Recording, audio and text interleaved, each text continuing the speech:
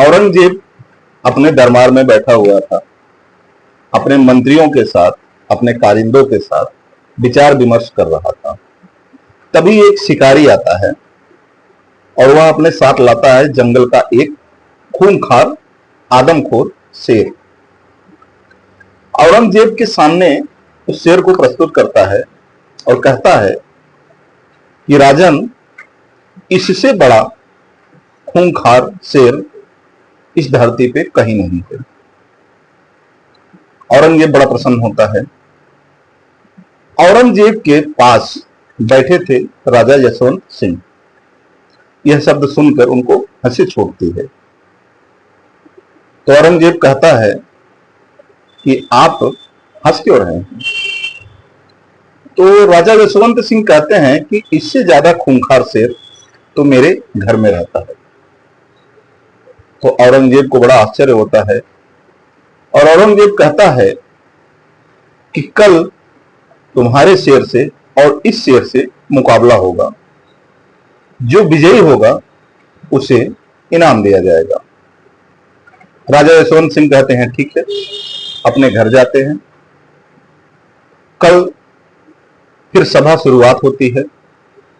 सब लोग राजा यशवंत सिंह का इंतजार कर रहे थे। लोग देखते हैं कि राजा यशवंत सिंह अपने एक 10 वर्षीय पुत्र के साथ चले आ रहे हैं। तो औरंगजेब प्रश्न करता है कि तुम्हारा शेर कहां है?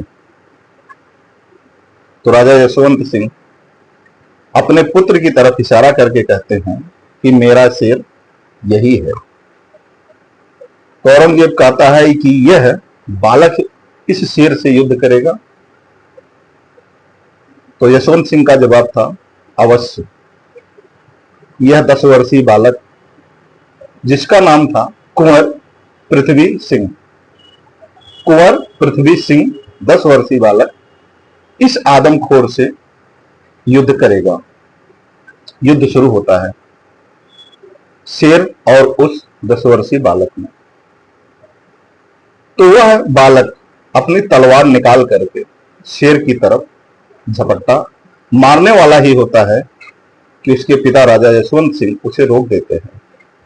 कहते हैं बेटा, क्या यह शेर भी तलवार लिया है जो तुम इस शेर से तलवार से मुकाबला करने जा रहे हो?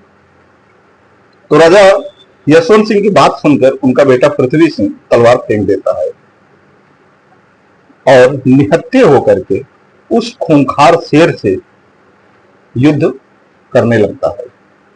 कई घंटों की लड़ाई चलती है और अंत में राजा यशवंत सिंह के पुत्र कुंवर पृथ्वी सिंह अपने दोनों हाथों से उस शेर का जबड़ा फाड़ देते हैं और वह शेर धराशायी हो जाता है।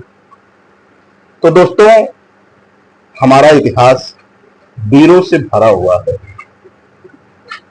और ऐसे इतिहास को, ऐसे महापुरुषों को हम कोटि कोटि नमन करते हैं। हमारा यह चैनल आप सब्सक्राइब करिएगा और लाइक करिएगा और वीडियो के बारे में जो भी कमेंट है वह जरूर लिखिएगा। जय हिंद, नमस्कार।